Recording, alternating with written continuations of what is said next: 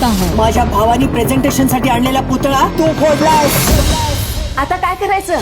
नवीन युगंधर देणार तायडीला शिक्षा. आनंदी साकारणार महत्त्वाची भूमिका.